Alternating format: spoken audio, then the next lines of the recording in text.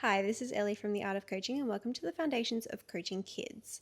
So, before we get too far into this course, I want to talk about the fact that there is a common misconception that adults is the real jiu-jitsu and that coaching kids is simply kind of just the warm-up act before the adults classes. And you'll see it time and time again where gyms will have a fantastic adults program, but they'll also have their kids program, and it's usually undervalued, under-resourced, and underappreciated. And so let's really understand that coaching kids isn't the warm-up act to the real jiu-jitsu. It actually is Jiu-Jitsu. It is going to be the maker or breaker of your entire culture, of your program, of everything within your gym. Because if you don't take care of your kids' program, what are you going to do when those kids start to grow up? It's really important for us to realize that the foundation of every academy, every culture, and every generation that walks through our doors. I think that when I wasn't a jiu-jitsu coach myself, I really used to think that it's just about teaching techniques. I would look at other gyms that I was training at and I would see the kids training, and to be fair, it didn't really look that fun, but it was okay. So when I started our own gym, I really thought that I was just teaching kids techniques. And even though I had a background in early childhood and primary education and I had years of experience teaching kids, I really didn't think that much about the fact that it is more than teaching the techniques, because the thing that I started to immediately see was that I was teaching confidence, I was teaching self-regulation, and best of all, I was finding a place for these kids to feel like they were belonging. And I really wanted to create this course so that you could see this. I wanted you to understand what was happening on the mats so that you could create programs that kids can thrive in, that kids can feel really safe in, and that you as the coach feel confident teaching. Because if you don't feel confident in what you're doing and your abilities as a coach, that's going to automatically translate on the mats. And your kids are going to feel that and they're going to respond accordingly to that. And that is usually when we end up with things that are like a little bit chaotic. So we're going to go through 7 modules because I think that in each of these modules, my ultimate goal is to help you to rebuild how you see kids' classes. I want you to understand how they learn, how they behave, and most importantly, how to build a mat culture that is safe, exciting, and that can be translated throughout every aspect of your academy or your gym. It's not a course that is going to be talking about drills or games. It's not something that's like you have to use the constraint-led approach or drilling is bad or anything like this. That's not what we're doing in this course. This course is simply understanding you as the coach, the person who is behind the belt, and realizing that you are the ultimate factor into how your kids' program runs and the success of that program. So if you have ever walked off the mats thinking, why aren't they listening? Or am I even making an impact? And trust me, I still have days like that. Then this is going to be the course for you, because you're going to see that the moments that you think are chaotic are actually simply just data and communication. It's not you having to think too heavily about whether you were useless in that class or you didn't control them properly, or the kids didn't have enough discipline. None of that. You're actually just going to be able to read the room and read that information as data and use it as feedback to improve yourself as a coach. And I think that that's something that we should all be striving to do. No one is perfect. Even if you've got a black belt around your waist, you still have something to learn. Everyone has something to learn in jiu-jitsu. And we always hear people talking about, like, when you are a black belt, you realize that the journey is just beginning, right? I know my partner felt that way. He got his black belt and he was like, oh, it's kind of just the same as anything else. But it's really important for us to realize that just because you have a belt around your waist does not mean that the learning automatically stops. It does not. We are continuing to thrive and strive for just being better. Like, we just want to be better at what we do. So that's exactly what we're going to be doing here. I want you to understand that behavior is not disobedience. It is simply information. And most importantly, and I think this is something I wish I could yell from the rooftops for every single Jiu-Jitsu academy in the entire world, is that teaching kids doesn't take less skills than the adults. It actually takes more. So you always see people putting like their blue belt on the mats to teach the kids. And again, I always say to you guys, there's nothing wrong with being a blue belt teaching kids. It's totally fine. But we see this time and time again where they're putting somebody less skilled to teach the kids, not really thinking about the fact that it takes a lot of skill to teach kids. And I truly believe more skill than teaching the adults, because adults know how to sit properly and listen most of the time. Okay, so let's get into what we're going to cover. So over the next 7 modules, we are going to look at how to shift from control to connection, how kids actually learn, and why fun isn't a distraction, it's actually the vehicle, how to manage energy and attention in a way that feels natural, the language that lands, because we need to think about kids' language as different from our adults' language, and how you continue to evolve the role as a coach. We spoke about that just before, where we spoke about constantly evolving our practices, and that even if we have a belt around our waist, that does not define how much knowledge we have. We should always be striving to continue to improve and learn more. And finally, how to build a mat culture that becomes the heart of your academy, because your culture is going to be the most important thing in your academy. And if you don't have a good culture, your kids feel it, your parents feel it, your adults will feel it, and ultimately it will impact the retention of your program. This is your foundation, and this is everything else gets built from here. So before we begin, I want you to write this question somewhere where you can see it. And this is something that we're going to repeat throughout all of the modules. So I do suggest having a pen and paper handy, or like a little book where you're able to sit and engage effectively with the questions that we're going to be asked throughout these modules, so that you can get the most out of your learning. So the first thing that we're going to do is we're going to write down this question somewhere that you can see it. And you're going to write down, what do I want every child who trains under me to feel? Not learn, not achieve, but actually feel, because we need them to feel something. Take a moment to do this now.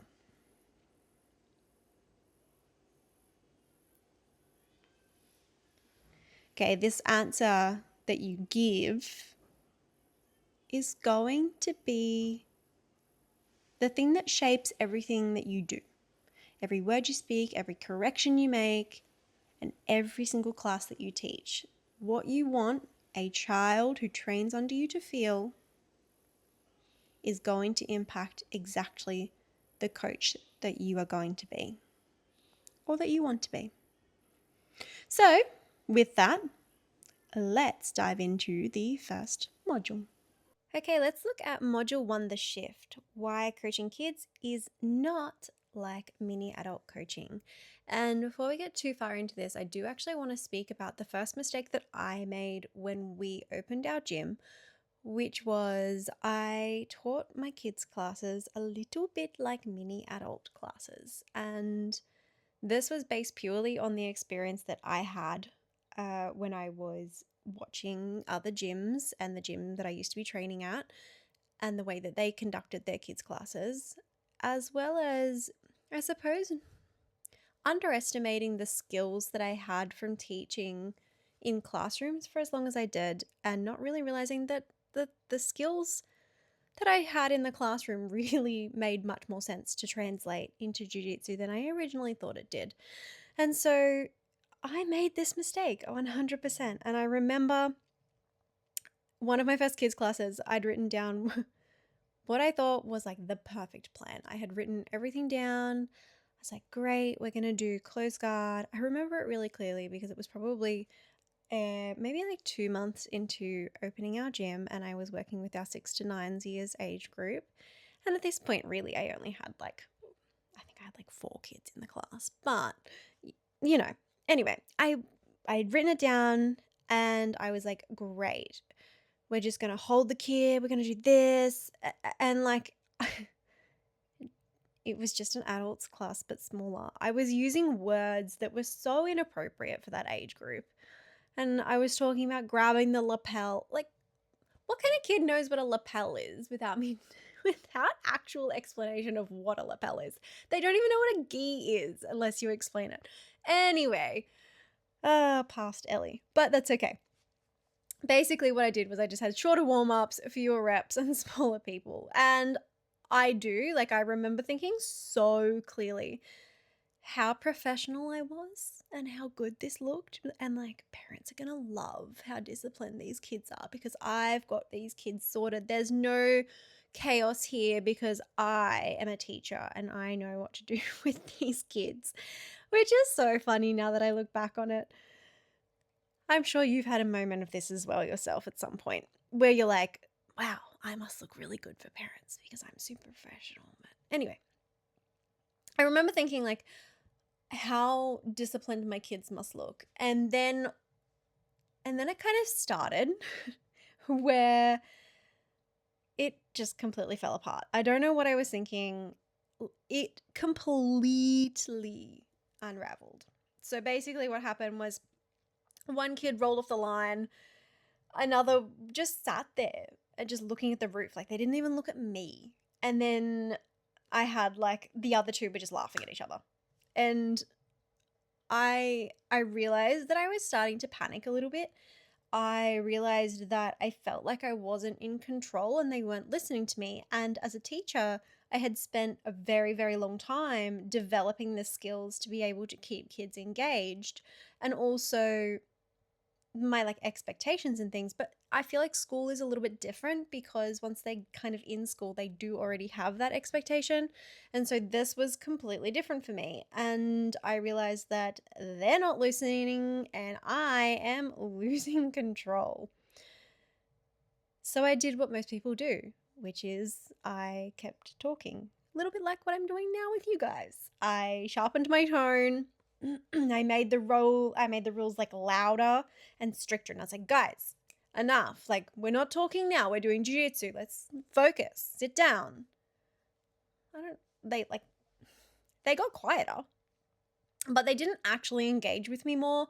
I think they were just scared of being in trouble because they were still little. So they were more scared of being in trouble than anything else, which on the outside, it did look like discipline. Like, I'm sure those parents were like sitting there and thinking, this is really good. But on the inside, I now reflect back and I realize it was disconnection. It wasn't connection at all.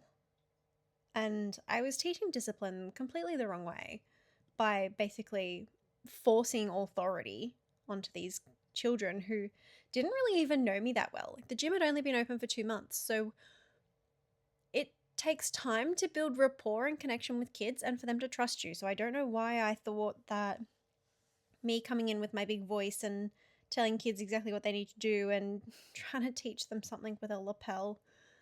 Honestly, Ellie, I don't know why I ever thought that was going to work, but that's okay. And it was the moment because it's important for me to make these mistakes. And this was a huge one that I started to learn something really, really important because I realized that it didn't matter how much jiu-jitsu that I knew. I didn't understand the kids that were on my mats. And even at the time, this was a few years ago now, so I was even less experienced in jiu-jitsu myself than I am now, but I really thought that I was going to be able to teach those kids jiu-jitsu, and now I realize I completely failed because the kids didn't They didn't respect me. I didn't understand kids at all. And that is a really, really big ego buster for somebody who had done 2 degrees in teaching and then had the reality that I didn't know how to teach. Yep. So anyway, if you're having this moment and if you're ever sitting in your class and you're thinking like, why does this work with my adults but it's not working with 6-year-olds? You are in the right place. Because this whole course that I'm developing at the moment begins with that shift, and it really does begin with you asking the question for yourself, why is this not working? And there are so many different reasons why something might not be working, but there are also so many reasons why it could be working. And, we just have to go through and we have to find out together. That's essentially what it is. We're just going through this and we're going to figure it out together. But the fact that you're already questioning it and you're already asking that question of like, why is this working with adults but it's not working with my 6-year-olds? Or why are they not listening the way that I thought that they would? And having those expectations, this is going to help you a lot. So now that we got all of that background out of the way, let's get into it. So let's start by having a look at part 1, the old model versus the new model. And like we just spoke about then, the hardest truth for most coaches to hear is that kids are not mini adults. They don't think like us, they don't regulate like us, and they certainly do not learn like us. Although at some point I would argue that I do have some adults, including myself, that struggles with that sometimes myself, but that's okay. I want to take a look at what we have been told is the way to teach. And some of this, for a lot of us, will even go back to our own time at school when we would learn through repetition.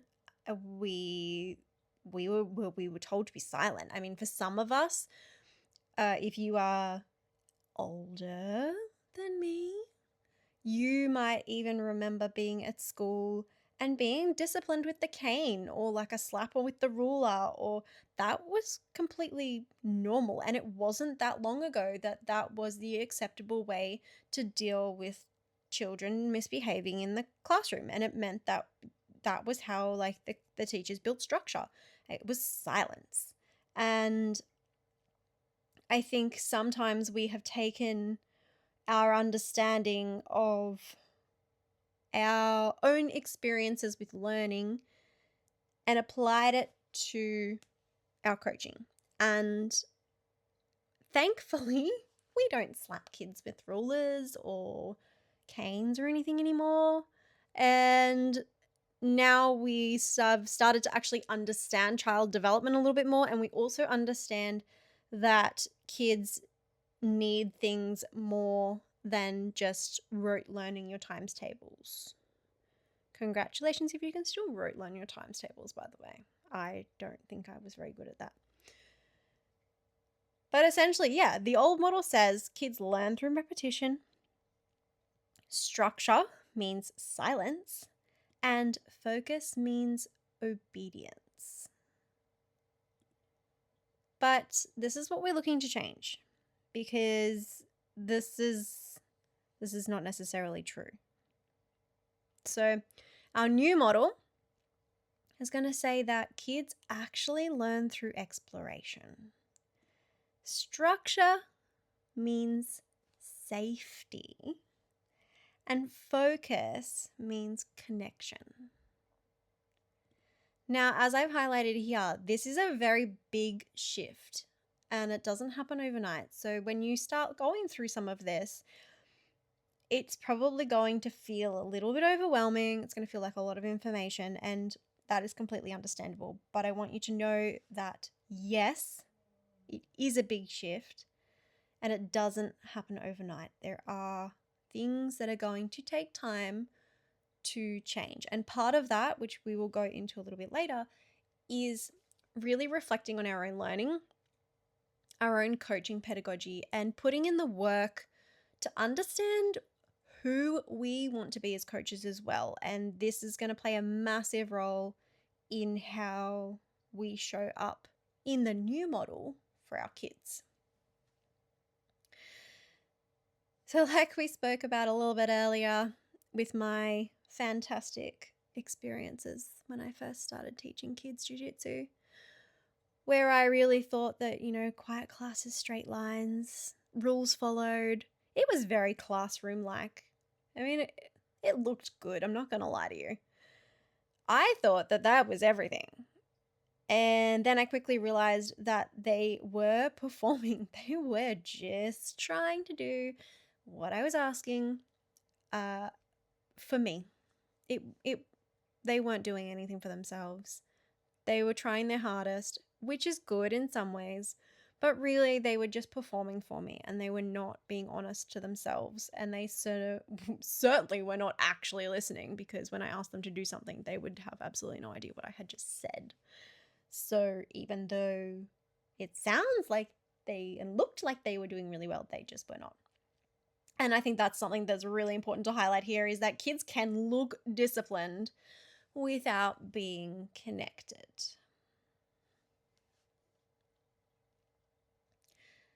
Part 2, what makes kids different? I'm really looking forward to going through this part with you, because this is where we're going to start understanding kids' development a little bit more. So we're going to take a look at what's actually happening under the surface. Ages 4 to 6, everything about movement, imagination, and safety, because they learn through stories. They learn through the fun and engaging fairy tale stories that you're telling. And this is something that you probably see all the time on my Instagram, where I share silly games and stories, fairy tale themes. If you are someone who has bought my 10 BJJ games, you would see it's all fairy tale themed. And that is because I know that this is a way for us to really keep kids engaged. It makes it interesting, and it also still makes it fun. And at the end of the day, if our kids are not having fun, we are not doing a very good job as coaching. And I don't care if you're a world champion. I also don't care if your kid is a world champion. That's fantastic. But do they enjoy it, and are they having fun at class? That's controversial, but yeah, it's really, really important that kids are actually having fun. Anyway, then we get into ages 7 to 9, where they do want to be able to have a bit of structure, because the structure helps them to feel safe. And we understand now that structure means safety. That's part of our new model. And we need to have that structure in place in order for the kids to thrive in their environment. And we still want them to play. This is really important. Play doesn't go away. This is something that we see happen quite a bit with kids that transition from early childhood and like daycare centers into primary school, and I'm going to call it middle school, but I think elementary school. I'm not American, but I'm pretty sure it's elementary school. Anyway, you can see that transition from when the kids are using play to learn. And I do also want to touch on the fact that this is a massive misconception, even when you are a parent that takes their child to daycare, where you take your child in and you're like, great, these people are going to look after my child all day, and the kids are just going to play, and it's going to be so much fun. Those educators, and I will call them educators, advocate for them all the time. If you have a child in daycare, first of all, it's early childhood, and second of all, it is actually learning. Your educators are planning experiences based on play that help your children to learn. And that is exactly what we are also doing on the mats. So it's easy for it to be a common misconception where you're like, I drop my kids off and they babysit my kid for 6 hours and the kid just plays. Because that's kind of what it looks like for us when we don't actually understand what is going on. But no, your children are really, really learning throughout the day. And it takes a lot of skill for an educator to plan something that is going to emerge another skill through play. And that is exactly what we do on the mats. Exactly what we do. We plan our environment, we plan our games to emerge the outcome that we're looking for, to emerge the skill. And so we have this thing in early childhood, and we have this thing that we're talking about, which is kind of like CLA a little bit. And then kids go off to primary school or to elementary school and they sit in their classroom and they learn. And they're basically like, they're given the information. Yes, there is some problem solving, but it's not in the same way. It's not learning in the same way. And what happens is these kids go into the classroom and then they start to learn. The difference is, yes, they still have structure. There is definitely more structure in a primary or elementary school than there is in an early childhood center. Far more structure. But we start to lose the concept of play. And I think this is where we make our first mistake when we start coaching kids jiu-jitsu, is that why are we trying to lose the sense of fun and play? Like, come on, guys, let's have kids have fun. But in all seriousness, they do require the structure. They do, and they look for it because these kids are at school. So they already have this understanding of structure and routines and things like that. So they need this structure to essentially have a sense of belonging so that they know where they stand in, I hate the word hierarchy, but it is kind of like a hierarchy, because they need to know where they stand in like the hierarchy of society. That's the big thing here, but just in the culture of the gym.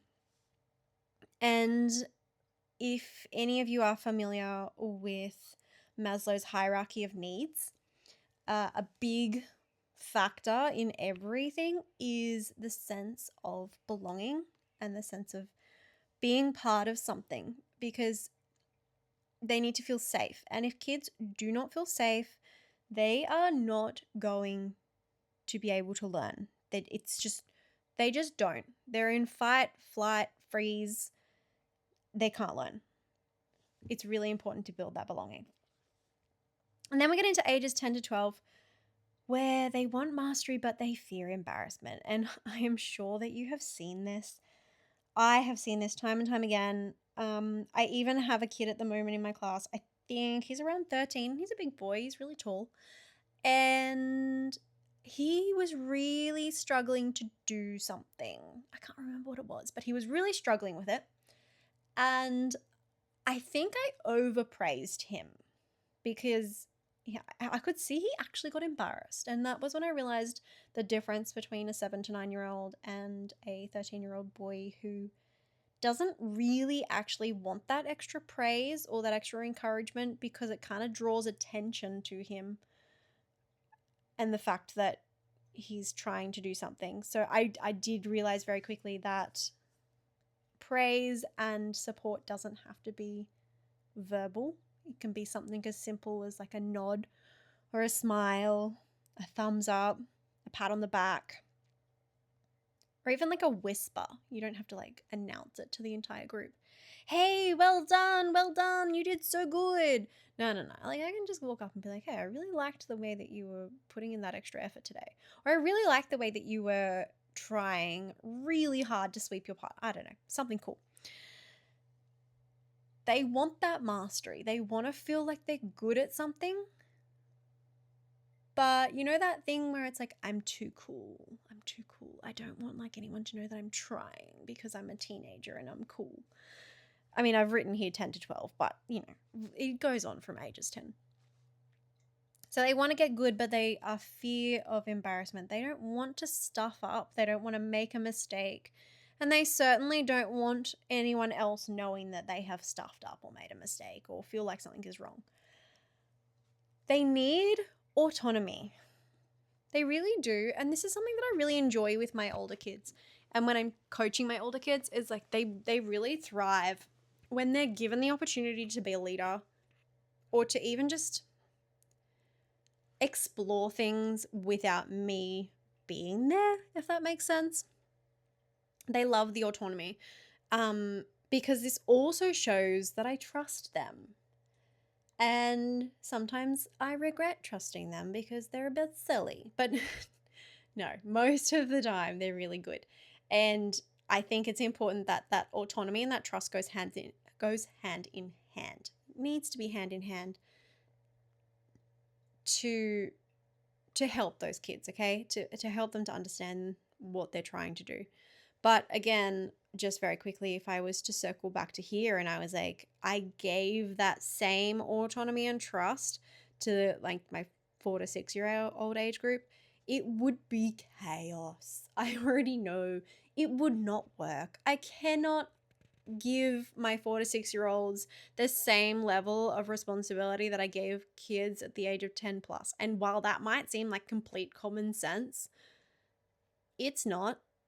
Common sense is not always that common, and it's okay if you have made this little boo-boo mistake, but we're not going to make it anymore. Okay? So, you cannot coach a 6-year-old like a 10-year-old, and you cannot coach a 10-year-old like an adult. But you also can't coach a 10-year-old like a 6-year-old either, because if you've got a 10-year-old in your class and you're still talking about dragons and dungeons and you're using voices like, okay, guys, and now we're going to try. Oh, they are going to switch off.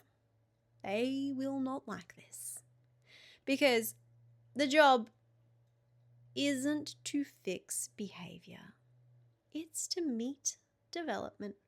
And I'm excited to talk about this a little bit more because there is a common misconception that we are trying to fix the behaviors that we see on our mats. But if we actually just meet kids where they're at developmentally and let go of the expectations that we have in our head of how things should look and plan for what's actually in front of us, some of those behaviors wouldn't exist in the first place. Let's take a look at part 2B. A tiny bit of brain science. You don't need a psychology degree, but a little brain science helps. I really liked this little quote that I put in here. Let's dive in. I'm not going to get really technical here. We could get super technical into what part of the brain is which and its functions and what it does and how you respond and all of that. But I think that that can get a little bit heavy. And while it is very important for us to understand these things, it is not the be all and end all if you don't understand that, the prefrontal cortex and the limbic system. Like, you don't need to know these things.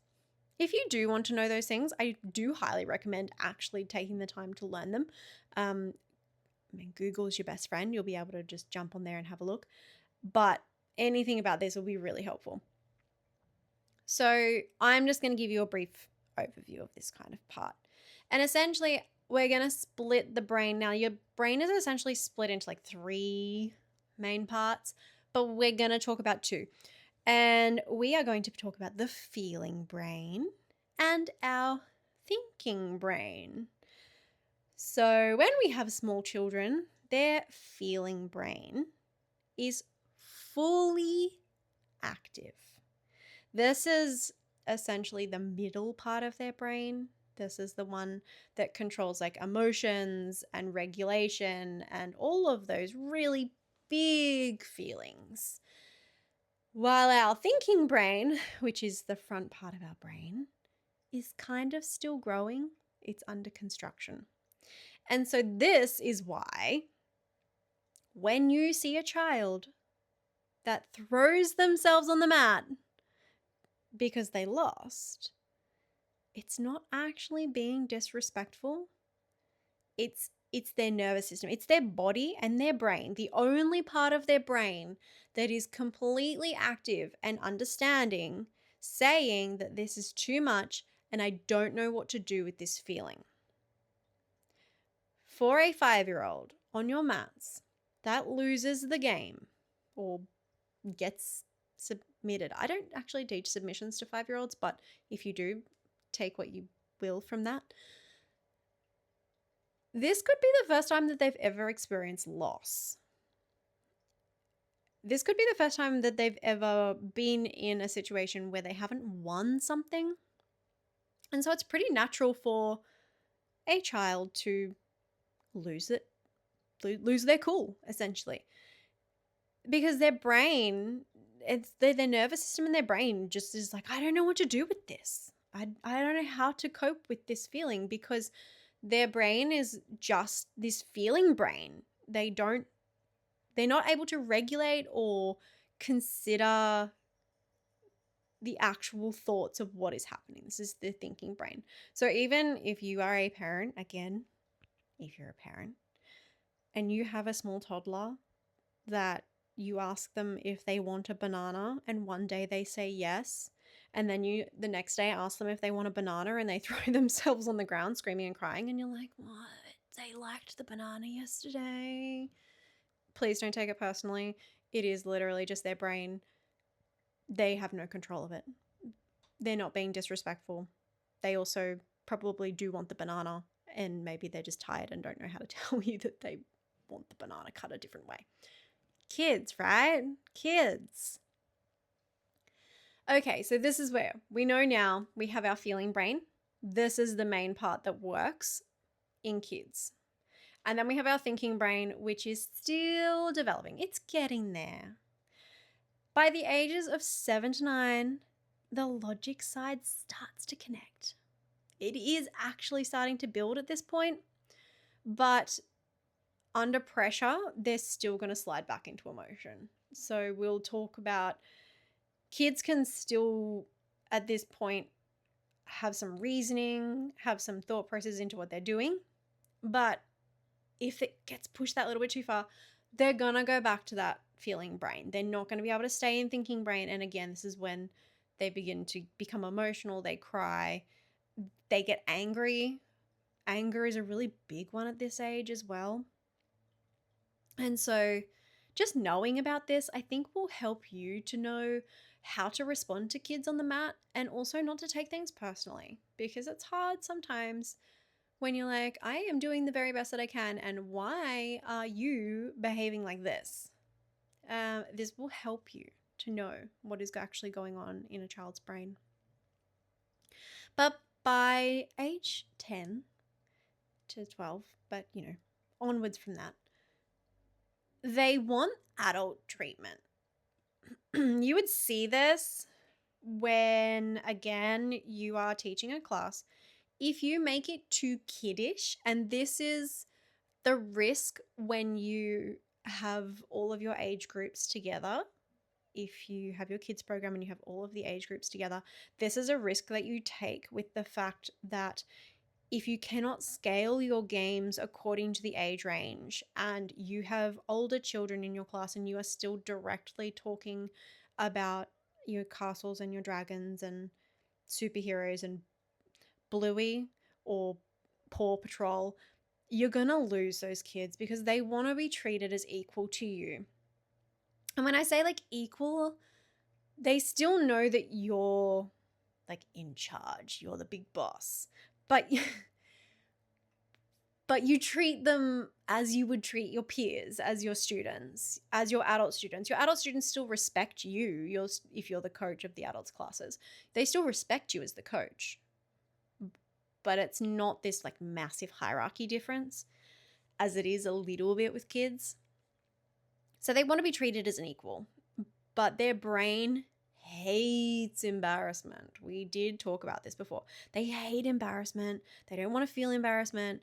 It is the end of the world if they get embarrassed in class. And seriously, if a child of like 10 plus gets that embarrassed on your mats for whatever reason, and hopefully this never does happen, but if it does, there is a chance they don't come back because they're just embarrassed. They don't want to deal with it.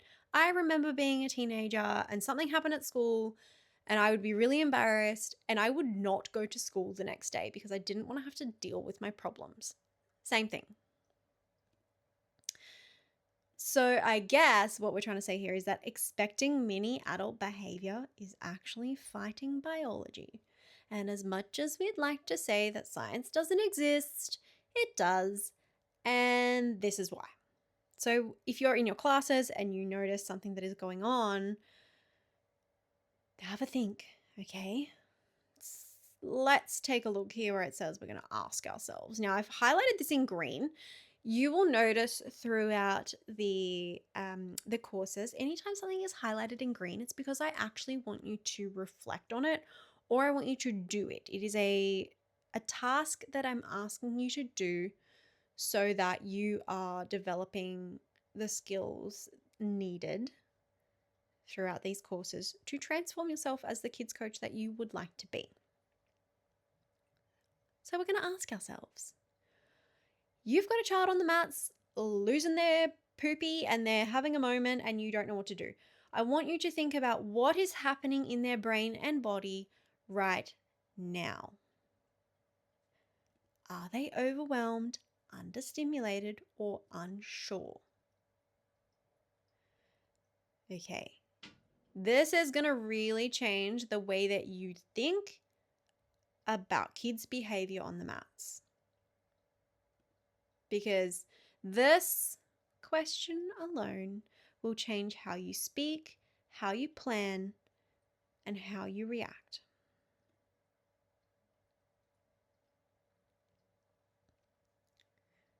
Part 3, control versus connection. It is natural for us to feel like you're losing control and you desperately want to cling to anything that you can to get it back. And as I mentioned at the beginning of the course, this is something that I did, and I have years of experience with kids. I don't know why. Again, I don't know why I thought that it would be different when I taught kids in Jiu-Jitsu. It's not. It's really not. But at the time, I really thought it was completely different. And this led to a little bit of chaos.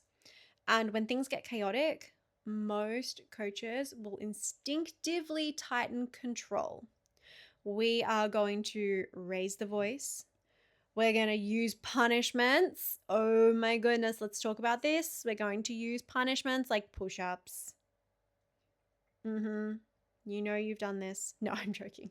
You don't know if you've done this. But using something like, all right, that's it. No game at the end. I don't know. No game. 20 push-ups because you won't stop talking. Or even like you're at school and you probably remember at one point you would not stop talking in class. Maybe it was PE, sport, rec. And your teacher was like, run a lap. Off you go. Go for a run. And this is punishment. You are using movement as punishment. And when you are using movement as punishment, I would like to ask you, why are you doing that? Why are you creating fear of movement as a form of punishment? We want kids to love training. We want kids to want to do push-ups. I create a game where the kids, for example, let's just say knee tag. They're doing knee tag and they tag their partner's leg. And if they tag their partner's leg, the person has to do 2 push-ups. Now that could be seen as a type of punishment, but it's not. It's just not. But what does happen is I'll be like, okay guys, and then if someone tags a leg, you're gonna have to do 2 push-ups. And they'll be like, I don't want to do 2 push-ups. I want to do 10 push-ups. And I'll be like, okay, well, we're not here all day just to do push-ups. So let's do 3. That's fine. Just do 3 instead. Because my kids don't fear push-ups as a form of punishment. They actually enjoy doing push-ups, which is bizarre because I do not enjoy doing push-ups.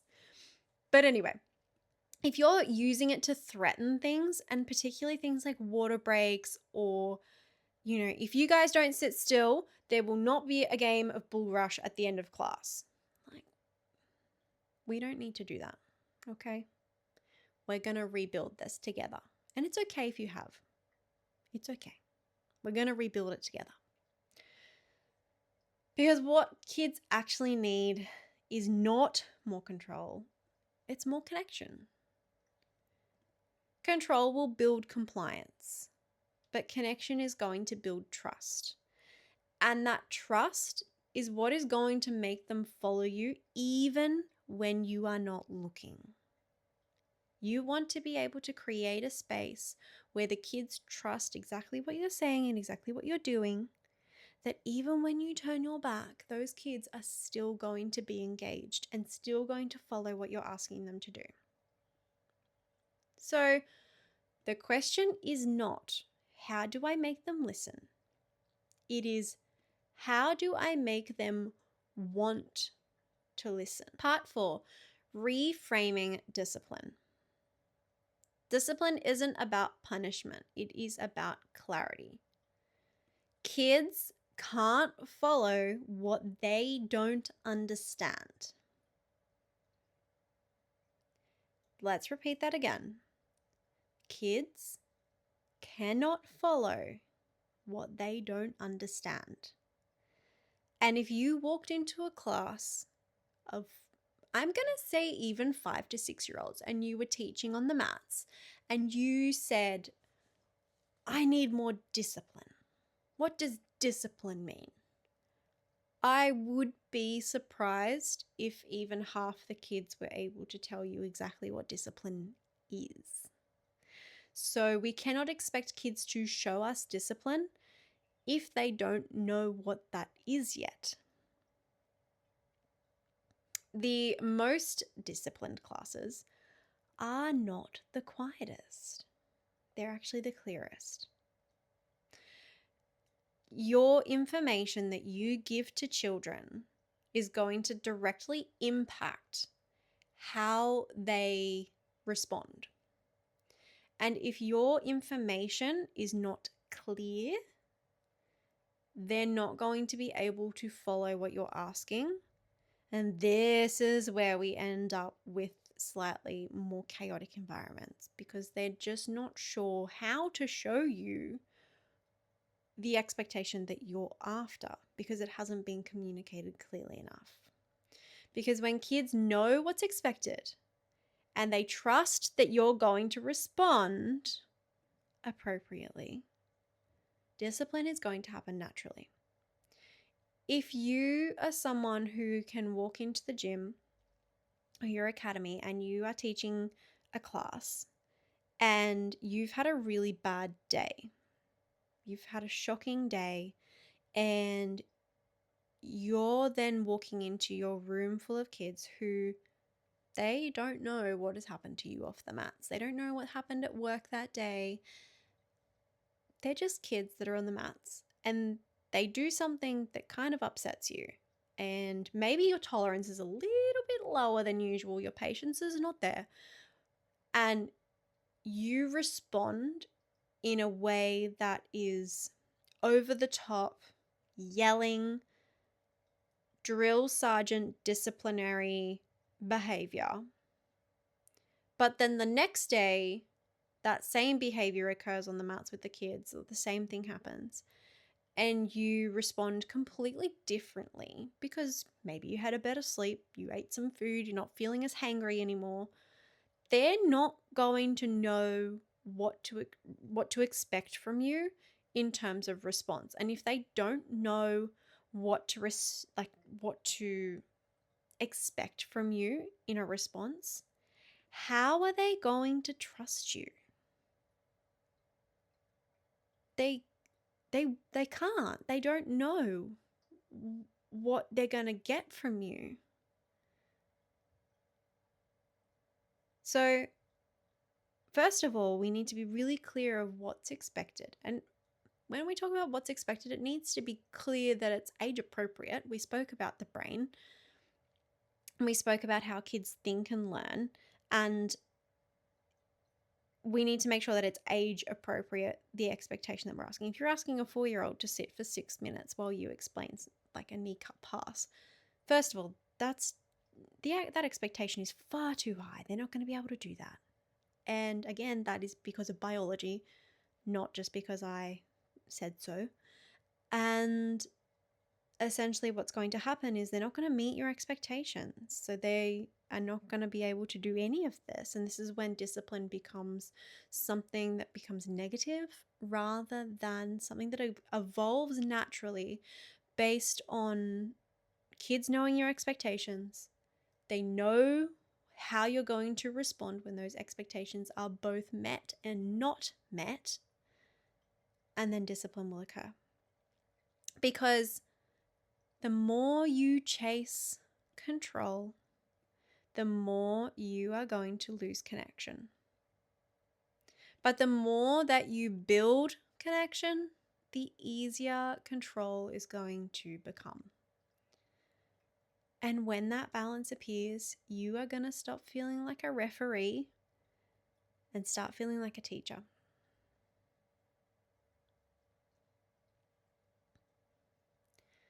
Let's take a look at part 5, reflection, the mirror exercise. This is where I'm going to get you guys to get your notebooks out, get your pens out, open a new document. I really want, it's so important that you do the work in this. It's fantastic that you're listening to me talk. How lucky are you? But in all seriousness, if you want to get the most out of this, you really, really do need to also do the work. It's all good to say that you're doing the work, but please just get a pen. Let's think about your last kids class. Was there a moment you felt like you lost control? And write it down. And if you didn't, if your last kids class was fantastic and you didn't lose control or you didn't feel like you were losing control, first of all, well done. That is really well done. Seriously, I'm not even being sarcastic. Really well done. So then find a time again where you did feel like you lost control. I want you to go back and think about, maybe it was in the beginning of your coaching journey where you felt like you were losing a little bit of control. And I want you to write down that moment. Please do that now.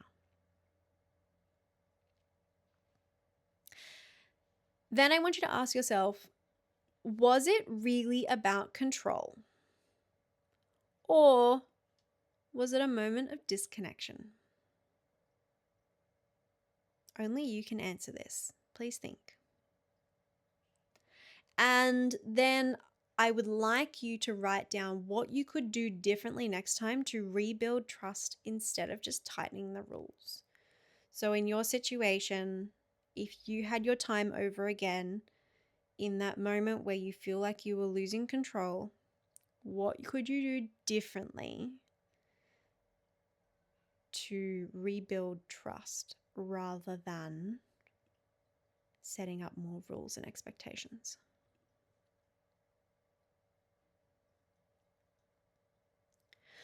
Part 5B is your checkpoint on your coaching history. Again, this is the time when we're really going to be working together and going through our own history, our own journey as a coach. So please have a pen and paper handy because this is a really important one. We're going to take 2 minutes to do a personal audit.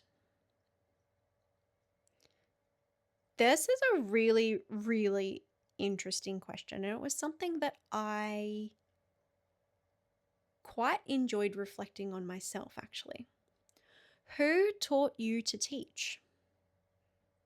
Was it a strict coach? Was it a school teacher? Was it someone you admired but maybe feared? Was it even another professor at your gym? Was it your own professor? Take a moment to reflect on that and write that down, please.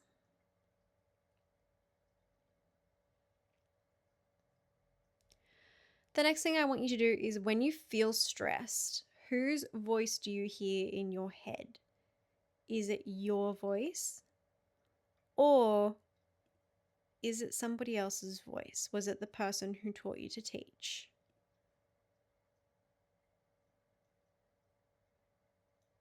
I have this saying that I remember I had a beautiful mentor that I worked with at a Montessori school. I was a Montessori educator for a few years, and she was South African. Beautiful lady. And her she had two sayings that I have taken with me through all of my teaching and coaching journeys. And the first one was, patience is not how long you wait, it is how you wait. Now try saying that to a 5-year-old. Patience is not how long you wait, it is how you wait. And that is one of my favorite sayings that I have ever taken from any of my mentors through teaching, because it's so true. And the other one was, she always said she was firm but fair. And that sums me up as a teacher as well. I was always firm. My kids knew the boundaries. Same with on the mats in my classes. I can smile and joke and laugh and be silly, but my kids know their boundaries. They know my expectations, and I will always be fair. I always aim to give every child a fair chance. And yes, I can be firm, but I am always fair.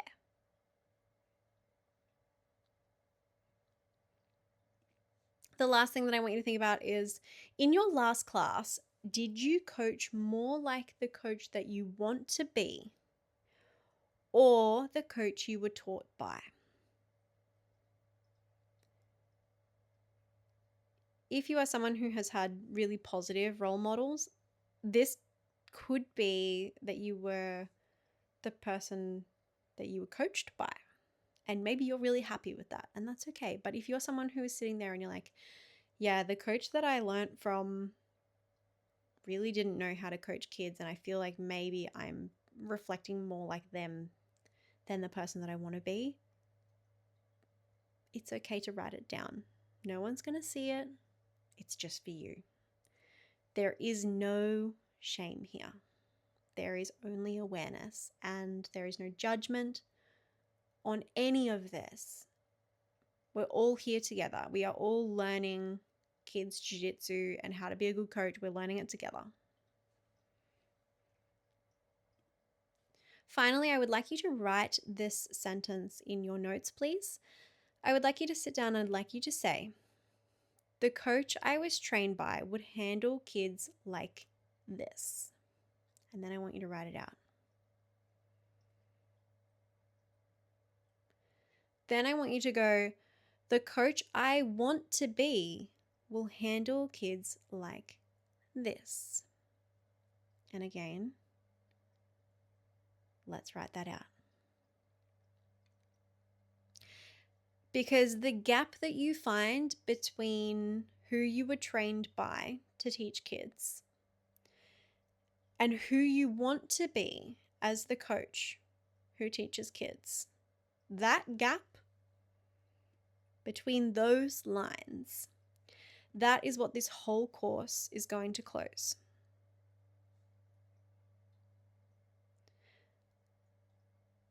Part 6, closing off this module. We now know that the foundation starts here, that understanding that coaching kids is not a smaller version of adult jiu-jitsu. It is actually a completely different art, and it is also a completely different skill set. This is something that I always say, like, teaching kids is harder than teaching adults. I say it. You have to have so many more skills in emotional regulation and building confidence and supporting parents, and you are doing a lot more with kids than you are with adults. It is completely different, and it is not a smaller version of adult jiu-jitsu. You are not just teaching positions, you are teaching people. And your role, even though you have signed up to be a kids coach, and yes, that means that you're teaching jiu-jitsu first and foremost, But you are also going to be responsible for how these children feel when they're on your mats. And we're teaching them to feel seen. We're giving them a space to belong. And we're giving them a space to learn and to grow as people. They're learning that from you. They learn who they are going to be through the experiences that they have on the mats with you. That's so powerful. And we are so lucky to have the opportunity that we do to shape kids' lives the way that we do. So never underestimate the gift or the power that your role as a kids coach has. Because you're doing the work, and thank you for doing that. In the next module, we are going to explore further how kids actually learn through play and why the secret lies in play and not perfection. This is not a deep dive into CLA, but it is important for us to recognize how play plays a role in our child development and essentially how we develop our kids' programs on the mats. So I will see you in module 2.